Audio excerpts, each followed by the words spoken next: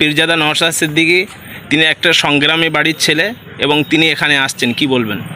দেখুন, আপনারই অঞ্চলে আসছে। হ্যাঁ, আমাদের বাগানপুর অঞ্চলে কালকে আসছে। আর আমাদের টোটাল ভাঙড় বিধানসভায় যতটা অঞ্চল আছে প্রতি অঞ্চলে মাননীয় বিধায়ক সাহেব পতাকা উত্তোলন করবে। আজ যেটা কালকে আমাদের এখানে অনুষ্ঠান পতাকা উত্তোলন এমএলএ সাহেব করবে। প্রতি জায়গায় এইভাবে প্রতি অঞ্চলে আসে। কত জায়গায় কাল মোটামুটি আপনাদের প্রোগ্রাম আছে?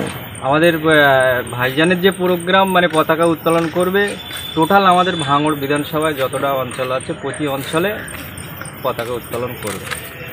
আর বিশেষ করে আমাদের অঞ্চলের যত বুথ আছে, আমাদের আইএসএফের যারা বুথ নেতৃত্বরা আছে প্রতি বুথে পতাকা উত্তোলন করবে কালকে। প্রতি বুথেই কি নওশাদ সিদ্দিকী ভাইজান যাচ্ছেন? না, প্রতি বুথে যাবে না, আমাদের অঞ্চলে এক জায়গায় করে এমএলএ সাহেব পতাকা উত্তোলন করবে। আচ্ছা, অনেক জায়গায় শোনা যাচ্ছে যে স্বাধীনতা উদযাপন করতে গিয়ে অনেক শাসক দলের বাধার সম্মুখীন হতে হচ্ছে, কি বলবেন? না, দেখুন,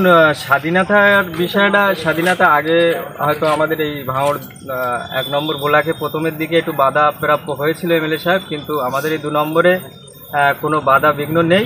স্বাধীনতার পতাকা প্রতি মানুষটা তার অধিকার, পতাকা তুলতে পারে আর তুলতে হবে। পতাকাটা হচ্ছে আমাদের গর্ব, আমাদের পতাকা, আমাদের ভারতীয় স্থান, আমাদের সম্মান। এই পতাকা সবাইকে তুলতে হবে আর আমরাও চাই সবাই পতাকা তুলুক। আপনার নাম, পরিচয়? আমার নাম আবুল ফারাক।